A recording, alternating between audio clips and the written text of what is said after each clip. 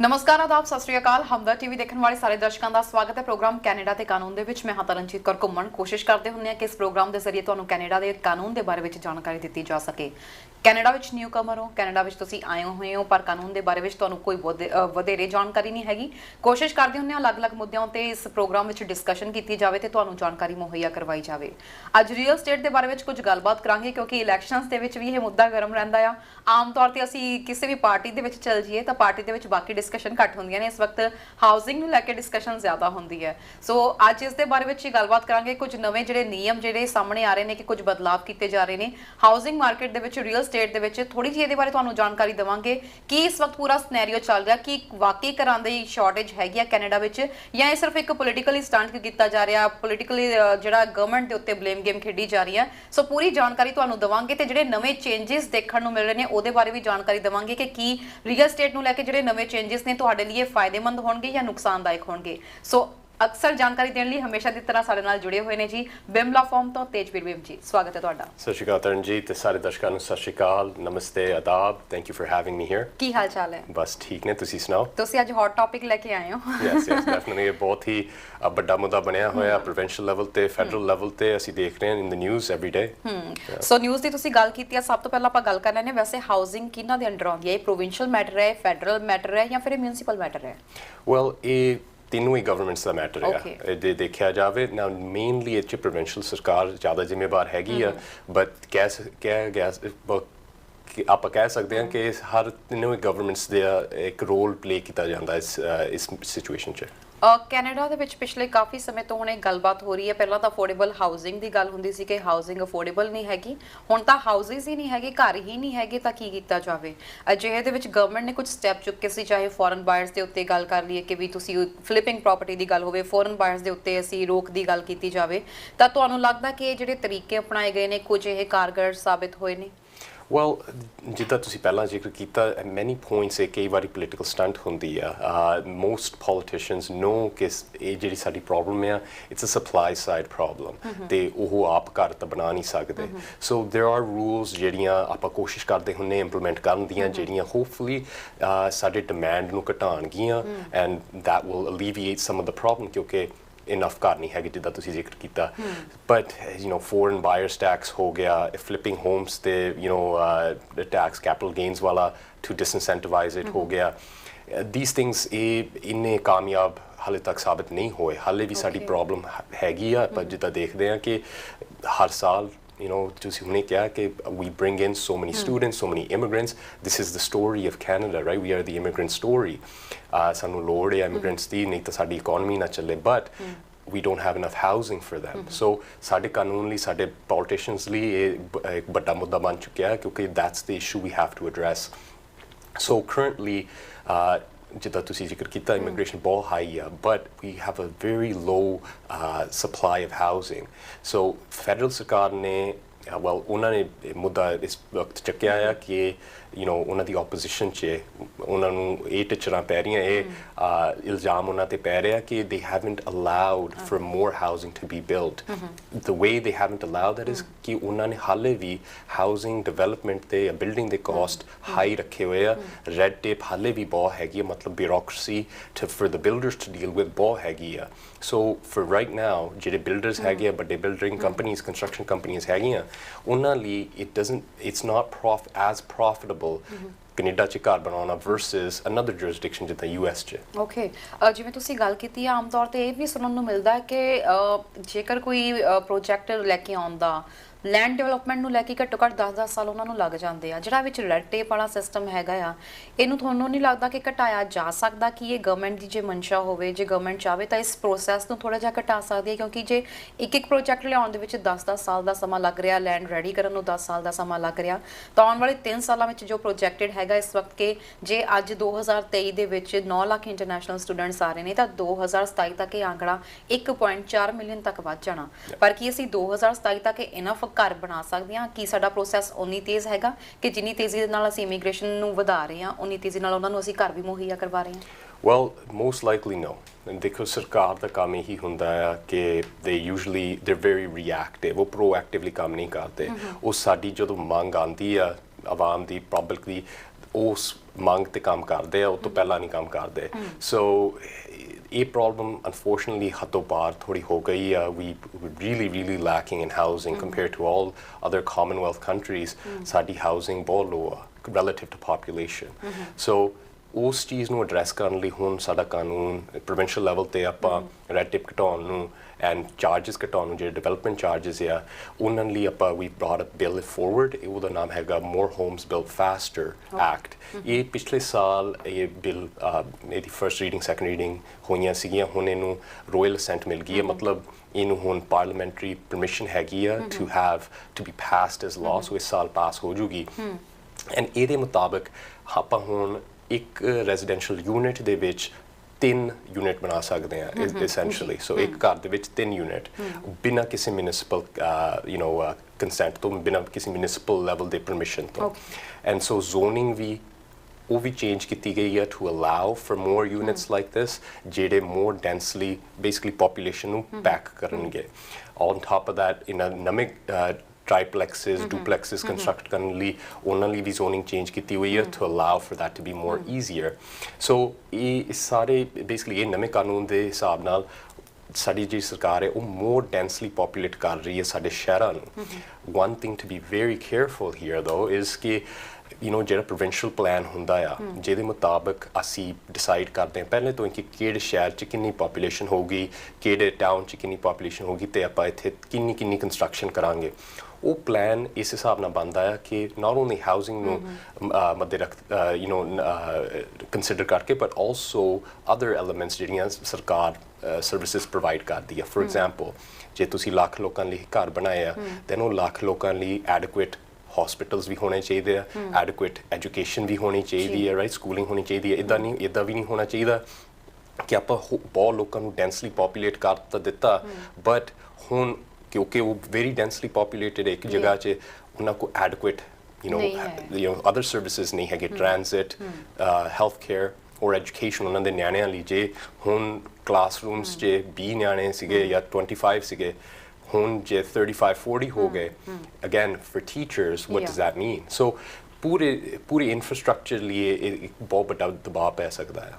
ਇਸ ਟਾਈਮ ਉਹ ਕਹਿੰਦੇ ਜਿਹਨੇ ਧਰਤੀ ਦੇ ਉੱਪਰ ਲੋਕ ਰਹਿ ਰਹੇ ਨੇ ਉਹ ਨਹੀਂ ਧਰਤੀ ਦੇ ਨੀਚੇ ਵੀ ਰਹਿ ਰਹੇ ਨੇ ਕਿਉਂਕਿ ਬੇਸਮੈਂਟਸ ਦੇ ਵਿੱਚ ਵੀ ਆਬਾਦੀ ਬਹੁਤ ਵੱਡੀ ਗਿਣਤੀ ਵਿੱਚ ਰਹਿ ਰਹੀ ਹੈ ਸੋ ਹੁਣ 3rd ਯੂਨਿਟ ਦੀ ਪਰਮਿਸ਼ਨ ਦੇ ਦਿੱਤੀ ਗਈ ਹੈ ਮਤਲਬ ਕਿ ਤੁਸੀਂ ਬੈਕਯਾਰਡ ਨੂੰ ਵੀ ਜਿਹੜਾ ਕਵਰ ਕਰ ਸਕਦੇ ਹੋ ਤੇ ਉੱਥੇ ਵੀ ਇੱਕ ਨਵਾਂ ਯੂਨਿਟ ਤੁਸੀਂ ਬਣਾ ਸਕਦੇ ਹੋ ਪਰ ਸਰਵਿਸਿਜ਼ ਉਸ ਲੈਵਲ ਦੀਆਂ ਮਿਲ ਨਹੀਂ ਰਹੀਆਂ ਆਲਰੇਡੀ ਜੇ ਅਸੀਂ ਬ੍ਰੈਂਪਟਨ ਦੀ ਇਕੱਲੇ ਦੀ ਗੱਲ ਕਰ ਲਈ ਐਗਜ਼ਾਮਪਲ ਲੈ ਕੇ ਚੱਲੀਏ GTA ਦੇ ਵਿੱਚ ਇੰਨਾ ਕੁ ਜ਼ਿਆਦਾ ਡੈਂਸ ਹੋ ਚੁੱਕਿਆ ਕਿ ਇਸ ਵਕਤ ਰੋਡਸ ਦੇ ਉੱਤੇ ਸਿਰਫ ਕਾਰਸ ਹੀ ਕਾਰਸ ਦਿਖਦੀਆਂ ਨੇ ਸੋ ਅਜਿਹੇ ਦੇ ਵਿੱਚ ਚਾਹੇ ਸਿਟੀ ਹੋਵੇ ਚਾਹੇ ਪ੍ਰੋਵਿੰਸ਼ੀਅਲ ਲੈਵਲ ਦੀ ਗਵਰਨਮੈਂਟ ਹੋਵੇ ਸਿਟੀ ਨੂੰ ਡੈਂਸ ਕਰਨ ਵੱਲ ਤਾਂ ਜਾਂਦੀ ਆ ਪਰ ਜਦੋਂ ਸਾਡੇ ਵਰਗੇ ਕੋਈ ਸਾਨੂੰ ਲਾਅ ਦੀ ਨੌਲੇਜ ਨਹੀਂ ਹੁੰਦੀ ਅਸੀਂ ਜਦੋਂ ਬਾਹਰ ਨਿਕਲਦੇ ਥੋੜਾ ਜਿਹਾ ਆਊਟ ਆਫ ਦਾ ਸਿਟੀ ਤਾਂ ਅਸੀਂ ਕਹਿੰਦੇ ਕੈਨੇਡਾ ਤਾਂ ਇੰਨਾ ਖਾਲੀ ਪਿਆ ਇੱਥੇ ਘਰ ਕਿਉਂ ਨਹੀਂ ਬਣਾ ਦਿੰਦੇ ਸੋ is it like that much tough ਕਿ ਕੈਨੇਡਾ ਦੇ ਵਿੱਚ ਕੋਈ ਘਰ ਬਣਾਉਣ ਲਈ ਕੋਈ ਲੈਂਡ ਲੈਣੀ ਜਾਂ ਉੱਥੇ ਪ੍ਰੋਜੈਕਟ ਲੈ ਕੇ ਆਉਣਾ ਕੀ ਇਹ ਵਾਕਈ ਬਹੁਤ ਔਖਾ ਪ੍ਰੋਸੈਸ ਹੈ well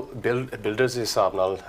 according to the free market ਲੱਗਦਾ ਤਾਂ ਔਖਾ ਆ ਕਿਉਂਕਿ ਜੇ if it was profitable ਜੇ ਚ ਪੈਸੇ ਬਣਦੇ ਹੁੰਦੇ ਬਿਲਡਰਸ ਦੇ ਦੈਨ ਉਹ ਜ਼ਰੂਰ ਬਣਾਉਂਦੇ ਹੋਰ ਰਾਈਟ ਬਟ ਨੈਚੁਰਲੀ ਉਹਨਾਂ ਦੇ ਬਣ ਨਹੀਂ ਰਹੇ ਸੋ ਉਹਨਾਂ ਦੇ ਬਣ ਇਸ ਲਈ ਨਹੀਂ ਰਹੇ again it's development charges and things like that now ਨਵੇਂ ਰੂਲਸ ਦੇ ਹਿਸਾਬ ਨਾਲ ਇਹ ਡਿਵੈਲਪਮੈਂਟ ਚਾਰजेस ਵੀ ਘਟਾਏ ਗਏ ਨੇ ਐਟ ਦ ਫੈਡਰਲ ਲੈਵਲ ਉਹਨਾਂ ਨੇ GST ਕਹੀ ਹੈ ਹੁਣ ਕਿ ਉਹ GST ਮੁਕਾ ਦੇਣਗੇ on the new rental buildings so again this is to incentivize more production more development but again I don't believe that we're doing this fast enough and it's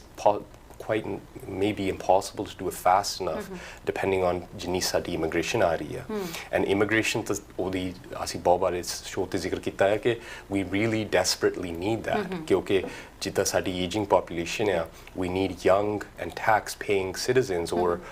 not or at least residents ਜਿਹੜੇ ਇੱਥੇ ਆ ਕੇ ਸਾਡੀ economy ਨੂੰ uphold ਕਰਨਗੇ ਤੁਸੀਂ ਵੀ ਉਸ ਦੇ ਬਾਰੇ ਵਿੱਚ ਗੱਲਬਾਤ ਕੀਤੀ ਹੈ ਤੁਸੀਂ ਗੱਲ ਕੀਤੀ ਹੈ ਕਿ ਰੈਂਟਲ ਜਿਹੜੀ ਇਸ ਵਕਤ ਪ੍ਰੋਜੈਕਟਸ ਲੈ ਕੇ ਆ ਰਿਹਾ ਗਵਰਨਮੈਂਟ ਉਹਦੇ ਉੱਤੇ GST ਨੂੰ ਲੈ ਕੇ ਛੋਟ ਦੇ ਰਹੀ ਹੈ ਪਰ ਜੇਕਰ ਗੱਲ ਕੀਤੀ ਜਾਵੇ ਇੱਕ ਕਾਮਨ ਪਰਸਨ ਜੇਕਰ ਕੋਈ ਘਰ ਖਰੀਦਣਾ ਚਾਹੁੰਦਾ ਆ ਕਿ ਉਹਦੇ ਕੋਈ ਚੀਜ਼ ਨੂੰ ਲੈ ਕੇ ਕੋਈ ਰਿਲੈਕਸੇਸ਼ਨ ਦੇਖਣ ਨੂੰ ਮਿਲ ਰਹੀ ਆ? ਅਫੋਰਡੇਬਿਲਿਟੀ ਬਾਹਰ ਹੋ ਰਹੀ ਆ, ਹਾਊਸਿੰਗ ਅਫੋਰਡ ਕਰਨਾ ਇਸ ਵਕਤ ਤੁਹਾਡੀ ਅਫੋਰਡੇਬਿਲਿਟੀ ਤੋਂ ਬਾਹਰ ਜਾ ਰਿਹਾ ਵਾ ਕਿ ਗਵਰਨਮੈਂਟ ਨੇ ਇਸ ਦੇ ਬਾਰੇ ਵਿੱਚ ਕੁਝ ਸੋਚਿਆ ਵਾ, ਜਿਵੇਂ ਡਿਵੈਲਪਮੈਂਟ ਚਾਰजेस ਦੀ ਆਪਾਂ ਕਈ ਵਾਰੀ ਗੱਲ ਕਰਦੇ ਹਾਂ ਜਾਂ ਕੁਝ? ਵੈਲ ਉਸ ਐਂਡ ਤੇ ਉਹਨਾਂ ਨੇ ਕੋਈ ਚੇਂਜਸ ਨਹੀਂ ਲੈ ਕੇ ਆਏ ਹਾਲੇ, but the reason for that is ਕਿ ਉਹਦੇ ਨਾਲ ਸਪਲਾਈ ਸਾਈਡ ਨੂੰ ਚੇਂਜ ਨਹੀਂ ਪਊਗਾ, ਉਹਨੂੰ ਸਿਰਫ ਡਿਮਾਂਡ ਸਾਈਡ ਤੇ ਫਰਕ ਪਊਗਾ, ਰਾਈਟ? ਜੇ ਤੁਸੀਂ ਗਾਹਕ ਦੇ ਜਾਂ ਖਰੀਦਦਾਰ ਦੇ ਉਹਨਾਂ ਦੇ ਕਾਸਟ ਘਟਾ ਦਿੰਦੇ ਹੋ, then it becomes more likely for them to go purchase another home, right? ਉਹ ਫਿਰ ਮਾਰਕੀਟ 'ਚ ਆਉਣ ਨੂੰ ਤਿਆਰ ਹੋ ਜਾਂਦੇ, ਖਰੀਦਣ ਨੂੰ, ਵੇਚਣ ਨੂੰ, ਐਂਡ ਉਹ ਡਿਮਾਂਡ ਆ, ਰਾਈਟ? ਡਿਮਾਂਡ ਦੀ ਸਾਨੂੰ ਕੋਈ ਪ੍ਰੋਬਲਮ ਨਹੀਂ ਹੈਗੀ, ਡਿਮਾਂਡ ਸਾਡੇ ਕੋਲ ਬਹੁਤ ਹੈ, ਉਹ ਤਾਂ ਆਉਂਦਾ ਰਹਿੰਦਾ ਆ, ਸਾਨੂੰ ਸਪਲਾਈ ਦੀ ਪ੍ਰੋਬਲਮ ਆ, ਰਾਈਟ? ਉਹਨਾਂ ਨੂੰ ਦੇਣ ਨੂੰ ਘਰ ਨਹੀਂ ਹੈਗੇ। ਜੇ ਡਿਮਾਂਡ ਨੂੰ ਆਪਾਂ ਚੇਂਜ ਕਰਨਾ ਹੋਵੇ ਤਾਂ ਉਹ 'ਚ ਬਹੁਤ ਨੈਚੁਰਲ ਇੱਕ ਈਜ਼ੀ ਚੇਂਜ ਹੈਗੀ ਆ,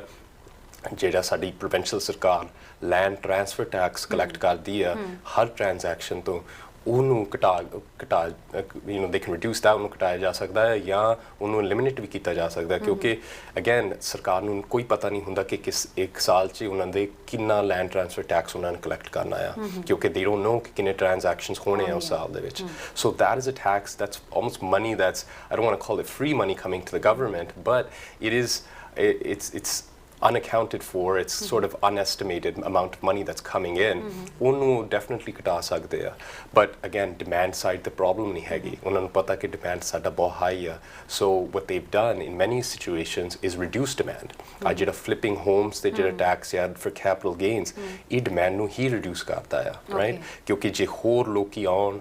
that are in the market to flip homes, ਉਹਦੇ ਨਾਲ ਘਰਾਂ ਦੀ ਪ੍ਰਾਈਸ ਸਿਰਫ ਵਧੂਗੀ ਕਿਉਂਕਿ demand ਹੈਗਾ ਆ, right? foreign buyers ਨੂੰ ਟੈਕਲ ਕਰਨ ਨੂੰ, ਉਹਨਾਂ ਦਾ ਟੈਕਸ ਲਾਉਣ ਨੂੰ ਇਹੀ ਗੋਲ ਸੀਗਾ ਕਿ ਥੋੜਾ ਡਿਮਾਂਡ ਘਟ ਜਾਊਗਾ, but it's unfortunate we haven't seen a big change ਕਿਉਂਕਿ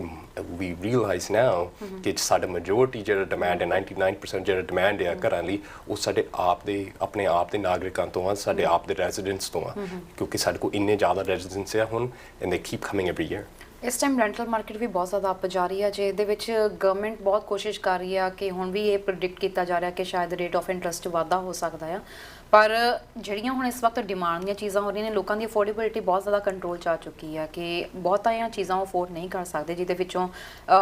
ਰੈਂਟ ਵੀ ਇੱਕ ਆਪਸ਼ਨ ਹੈਗੇ ਆ। ਸੋ ਜੇ ਇਹਦੇ ਵਿੱਚ ਹੁਣ ਜਿਹੜੀ ਵੀ ਚੀਜ਼ ਬਾਏ ਕੀਤੀ ਜਾ ਰਹੀ ਆ, ਮੋਸਟਲੀ ਤਾਂ ਉਹ ਨੀਡ ਲਈ ਬਾਏ ਕੀਤੀ ਜਾ ਰਹੀ ਆ, ਉਹ ਕੋਈ ਲਗਜ਼ਰੀਅਸ ਲਾਈਫ ਲਈ ਬਾਏ ਨਹੀਂ ਕੀਤੀ ਜਾ ਰਹੀ ਹੈਗੀ। ਸੋ ਗਵਰਨਮੈਂਟ ਕੀ ਇਸ ਚੀਜ਼ ਵੱਲ ਧਿਆਨ ਨਹੀਂ ਦੇ ਰਹੀ ਹੈਗੀ ਕਿ ਹੁਣ ਜਿਹੜੀ ਇਸ ਵਕਤ ਮਹਿੰਗਾਈ ਦੀ ਗੱਲ ਕਰ ਰਹੇ ਆ, ਚਾਹੇ ਉਹ ਘਰਾਂ ਦੇ ਵਿੱਚ ਜੇ ਹੁਣ ਇਸ ਵਕਤ ਰੀਅਲ ਸਟੇਟ ਦੀ ਗੱਲ ਕੀਤੀ ਜਾਵੇ, ਸੇਲ ਪਰਚੇਜ਼ ਹੋ ਰਹੀ ਆ, ਪਰ ਉਹ ਉਹਨਾਂ ਦੀ ਹੋ ਰਹੀ ਆ ਜਿਨ੍ਹਾਂ ਨੂੰ ਬਹੁਤ ਡੈਸਪੀਰੇਟਲੀ ਜਾਂ ਤਾਂ ਚਾਹੀਦੇ ਆ। ਫਸਟ ਟਾਈਮ ਜਿਹੜਾ ਹੋਮ ਬਾਇਰ ਹੈਗਾ ਮਾਰਕੀਟ 'ਚ, ਉਹ ਤਾਂ ਐਂਟਰ ਹੀ ਨਹੀਂ ਕਰ ਪਾ ਰਿਹਾ, ਤੇ ਜਿਹੜੇ ਸੈਕਿੰਡ ਜਾਂ ਥਰਡ ਜਾਂ ਫੋਰਥ ਟਾਈਮ ਹੋਮ ਬਾਇਰ ਹੈਗੇ, ਸਿਰਫ ਉਹਨਾਂ ਦੇ ਵਿੱਚ ਹੀ ਜਿਹੜੀ ਸਾਰੀ ਜਿਹੜੀ ਆ ਖਰੀਦੋ ਫਰੋਖਤ ਹੋ ਰਹੀ ਆ। ਸੋ ਗਵਰਨਮੈਂਟ ਕੀ ਉਹਨਾਂ ਦੇ ਵੱਲ ਕੋਈ ਨਹੀਂ ਧਿਆਨ ਦੇ ਰਹੀ, ਕਿਉਂਕਿ ਜੇਕਰ ਕੋਈ ਪਹਿਲੀ ਵਾਰੀ ਕਰਨਾ ਚਾਹੁੰਦਾ, ਘਰ ਖਰੀਦਣਾ ਚਾਹੁੰਦਾ, ਉਹਨਾਂ ਲਈ ਕੁਝ ਰਿਲੈਕਸੇਸ਼ਨ ਹੋ ਸਕਦੀ ਆ। ਜੇ ਕੋਈ ਸੈਕਿੰਡ ਟਾਈਮ ਖਰੀਦਣਾ ਚਾਹੁੰਦਾ, ਟੈਕਸ ਦੀਆਂ ਥੋੜ੍ਹੀਆਂ ਜਿਹੀਆਂ ਦਰਾਂ ਉਹਨਾਂ ਤੇ ਵਧਾਈਆਂ ਜਾ ਸਕਦੀਆਂ। ਥਰਡ ਜਾਂ ਫੋਰਥ ਟਾਈਮ ਜਿਹੜਾ ਪਰਚੇਸ ਕਰ ਰਿਹਾ, ਉਹਨਾਂ ਦੇ ਉੱਤੇ ਇਸ ਚੀਜ਼ ਨੂੰ ਹੋਰ ਵਧਾ ਕੇ ਕੀਤਾ ਜਾ ਸਕਦਾ, ਤਾਂ ਕਿ ਜਿਹੜੇ ਆਲਰੇਡੀ ਮਾਰਕੀਟ 'ਚ ਨੇ ਉਹਨਾਂ ਨੂੰ ਕੁਝ ਕੰਟਰੋਲ ਕਰਕੇ ਜਿਹੜੇ ਆਲਰੇਡੀ ਪਹਿਲੀ ਵਾਰੀ ਆਉਣਾ ਚਾਹੁੰਦੇ ਆ, ਕੁਝ ਉਹਨਾਂ ਨੂੰ ਓਪਰਚੁਨਿਟੀਜ਼ ਦਿੱਤੀਆਂ ਜਾਣ। ਵੈਲ ਜਿਹੜਾ ਸਾਡਾ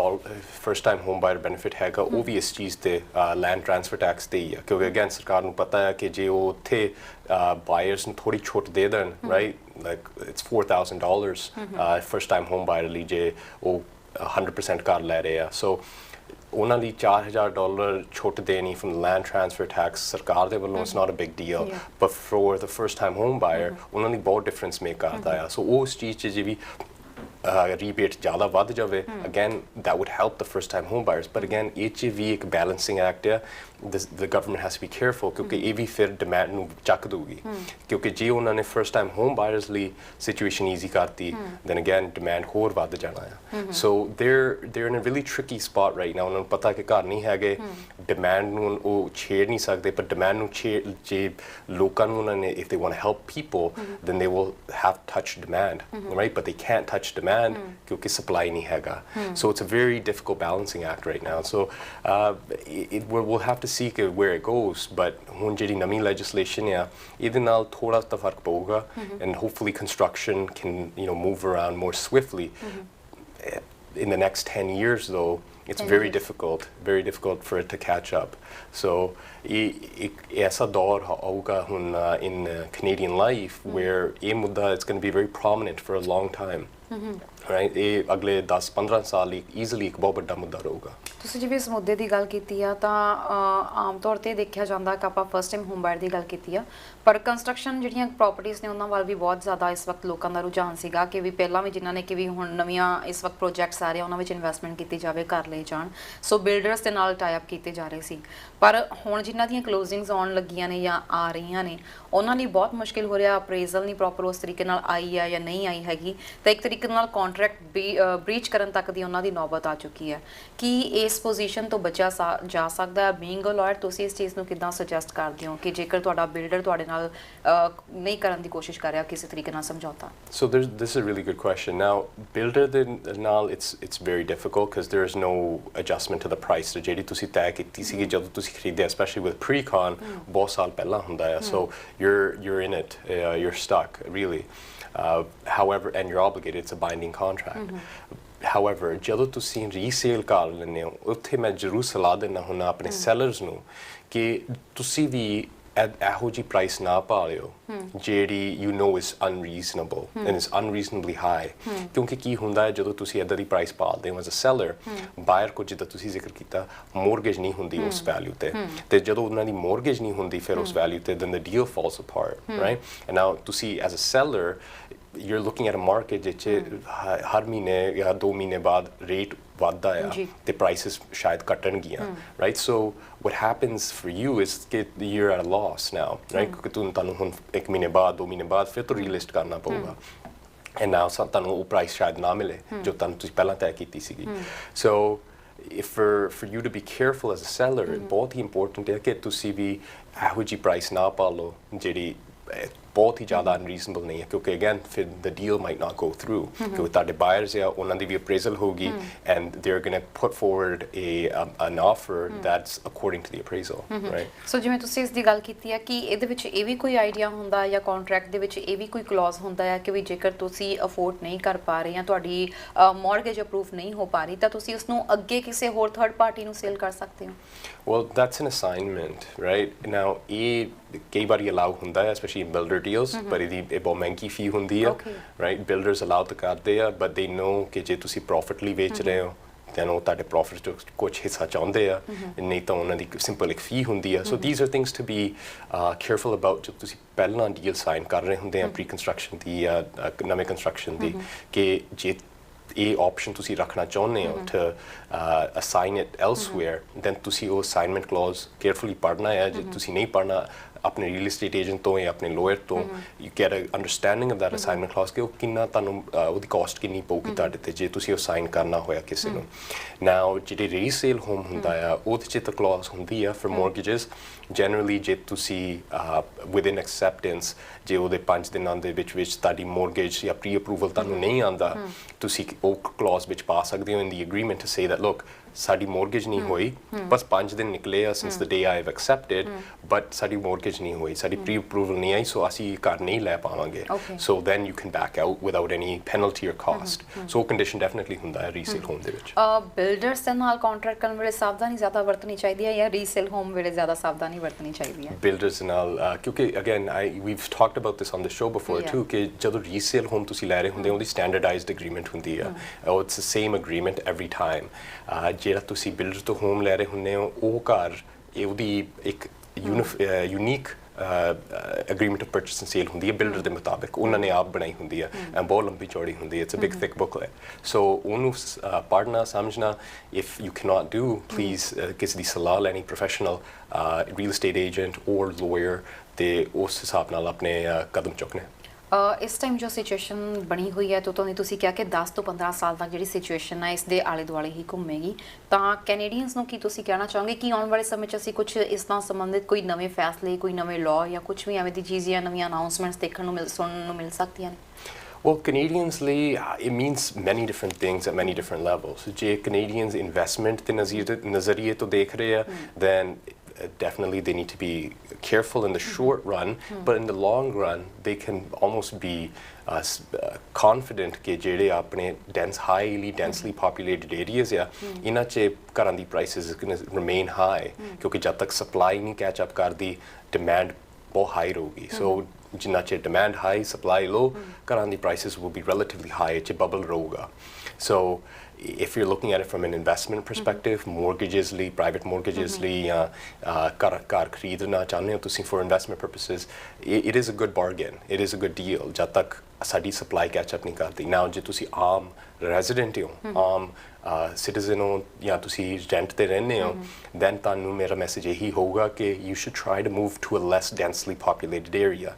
now ਸਾਡੀ immigration services ਇਹ ਕੰਮ ਥੋੜਾ naturally ਕਰਦੇ ਆ and they give folks more points for residing in different areas of Canada ਜਿੱਥੇ ਉਹਨਾਂ ਦੀ ਲੋੜ ਆ so similarly ਲੋਕਾਂ ਨੂੰ ਵੀ ਇਹ free market ਉਸੇ ਤਰੀਕੇ ਨਾਲ push ਕਰੂਗੀ ਹੁਣ they're going to be sort of pushed out of urban centers ਜਿੱਥੇ dense population ਹੈ ਜਿੱਥੇ ਘਰਾਂ ਦੀ price high ਆ to more rural settings ਜਿੱਥੇ obviously ਉਹ demand ਘੱਟ ਆ ਤੇ ਘਰਾਂ ਦੀ prices ਘੱਟ ਆ and with the advent of work from home ਤੇ ਇੰਟਰਨੈਟ ਦੀ ਸਹੂਲਤਾਂ ਹੁਣ ਰੂਰਲ ਕੈਨੇਡਾ 'ਚ ਜਿੱਦਾਂ ਵੱਧ ਰਹੀਆਂ ਆ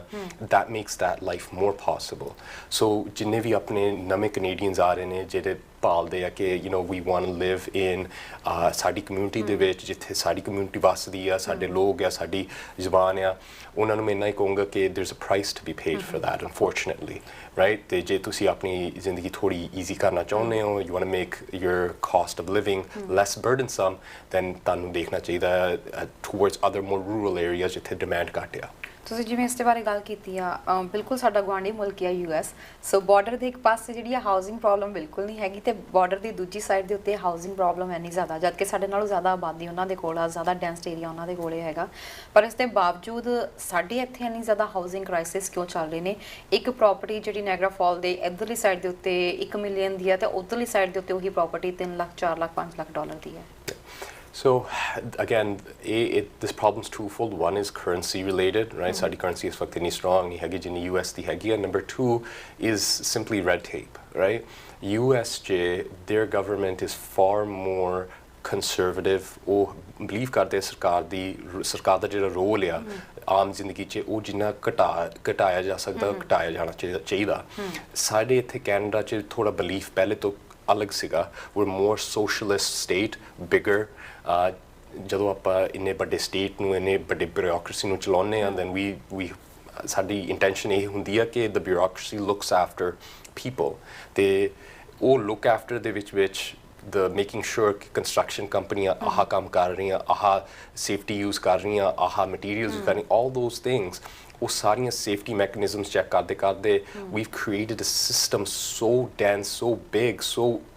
intricate ਕਿ it's very difficult for the construction companies to deal with ਉਹਨਾਂ ਦੀ cost ਦੀ ਗੱਲ ਹੁੰਦੀ ਆ ਜਦੋਂ ਉਹ border ਦੇ ਉਸ ਪਾਰ ਕੰਮ ਕਰ ਰਹੇ ਆ ਜੇ ਉਹ per unit ਘਰ ਦਾ ਜ਼ਿਆਦਾ ਪੈਸੇ ਬਣਾ ਸਕਦੇ ਆ versus coming to Canada and doing the same job for less money ਉਹਨਾਂ ਲਈ ਉਹ incentive ਨਹੀਂ ਬਚਦਾ so ਇੱਥੇ ਆ ਕੇ ਕੰਮ ਕਾਹਤੋਂ ਕਰਨ so it's this, and relatively many of these companies work across the border right ਕਿਉਂਕਿ North America 'ਚ it's relatively easy to pass the supplies across the border so and you can get supplies here as well so main thing cost so as long as we can reduce the cost for the builders ਉਹਨਾਂ ਲਈ ਵੀ incentive ਬਣ ਜਾਊਗਾ border ਦੇ side ਘਰ ਬਣਾਉਣ ਦਾ ਸਰਕਾਰ ਵੀ ਕੁਝ ਆਪਣੇ ਚਹੇਤਿਆਂ ਨੂੰ ਫਾਇਦਾ ਦੇਣ ਲਈ ਕਈ ਵਾਰੀ ਕੁਝ ਅਜਿਹੇ ਸਟੈਪ ਲੈ ਲੈਂਦੀ ਹੈ ਜੇ ਅਸੀਂ ਓਨਟਾਰੀਓ ਦੀ ਗੱਲ ਕਰੀਏ ਤਾਂ ਗ੍ਰੀਨ ਬੈਲਟ ਦਾ ਮੁੱਦਾ ਬਹੁਤ ਜ਼ਿਆਦਾ ਛਾਇਆ ਰਿਹਾ ਵਾ ਤੁਹਾਨੂੰ ਲੱਗਦਾ ਕਿ ਕੁਝ ਸਰਕਾਰ ਦੀਆਂ ਗਲਤ ਨੀਤੀਆਂ ਦੇ ਚੱਲਦਿਆਂ ਜਾਂ ਕੁਝ ਪਹਿਲਾਂ ਲਾਪਰਵਾਹੀ ਦੇ ਚੱਲਦਿਆਂ ਜੋ ਇਸ ਵਕਤ ਸਿਚੁਏਸ਼ਨ ਕ੍ਰੀਏਟ ਹੋਈ ਹੈ ਪਹਿਲਾਂ ਸਰਕਾਰ 3 ਸਾਲ 4 ਸਾਲ 5 ਸਾਲ 10 ਸਾਲ ਇਸ ਵੱਲ ਧਿਆਨ ਨਹੀਂ ਦਿੰਦੀ ਤੇ ਹੁਣ ਇਹ ਕੋਸ਼ਿਸ਼ 'ਚ ਲੱਗੀ ਹੋਈ ਹੈ ਕਿ ਇਮੀਡੀਏਟਲੀ ਇਸ ਦਾ ਹੱਲ ਨਿਕਲ ਜਾਵੇ ਜਾਂ ਸਾਲ 2 ਸਾਲ ਦੇ ਵਿੱਚ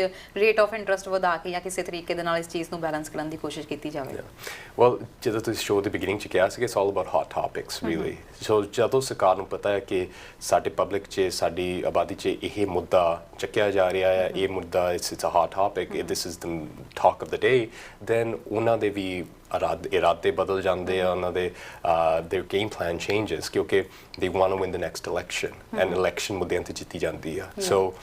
they're just acting on what they see in public, right? ਜਦੋਂ ਸਾਡੀ ਆਵਾਮ ਸਾਡੇ ਲੋਕ ਹੈਲਥ ਕੇਅਰ ਨੂੰ ਚੱਕਦੇ ਆ ਅਸੀਂ ਦੇਖਦੇ ਹਾਂ ਸਾਡੀ ਸਰਕਾਰਾਂ ਉਸੇ ਇਸ਼ੂ ਨੂੰ ਲੈ ਕੇ ਇਲੈਕਸ਼ਨ ਇਸ਼ੂ ਬਣਾ ਕੇ ਉੱਤੇ ਚੱਲਦੀਆਂ it's very simple ਕਿਉਂਕਿ ਇਹ ਇਸ਼ੂ ਹੁਣ ਵੱਡਾ ਬਣ ਚੁੱਕਿਆ ਆ they're going to make this an election issue now ਉਹਨੂੰ ਉਸ ਮੁੱਦੇ ਨੂੰ ਇੱਕ ਇੰਪੋਰਟੈਂਟ ਮੁੱਦਾ ਬਣਾ ਕੇ to use it as cover, to use it as an excuse to do sometimes very corrupt actions. We're seeing ਜਿੱਦਾਂ ਹੁਣ green belt 'ਚ ਆਪਾਂ ਦੇਖਿਆ ਕਿ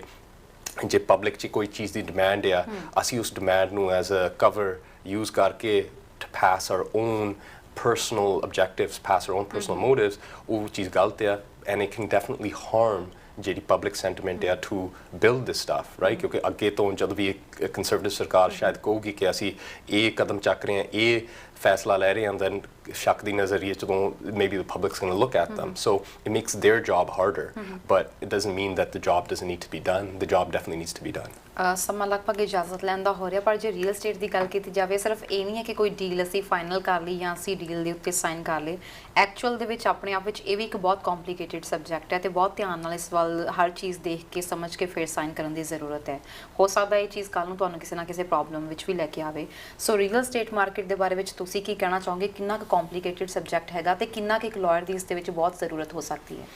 Well, it is definitely a complicated subject ਕਿਉਂਕਿ most ਲੋਕਾਂ ਲਈ this is the biggest asset ਜਿਹੜੀ ਤੁਸੀਂ ਆਪਣੀ ਜ਼ਿੰਦਗੀ 'ਚ ਖਰੀਦੋਗੇ so ਤੁਸੀਂ ਜੇ ਆਪਣੀ ਜ਼ਿੰਦਗੀ 'ਚ ਇੰਨਾ ਵੱਡਾ ਕਦਮ ਚੱਕ ਰਹੇ ਹੋ then ਉਹ 'ਚ ਤੁਹਾਨੂੰ professional ਸਲਾਹ ਦੀ 100% ਜ਼ਰੂਰਤ ਹੈ so please have a good realtor and a good lawyer by your side and that'll make the process much more smoother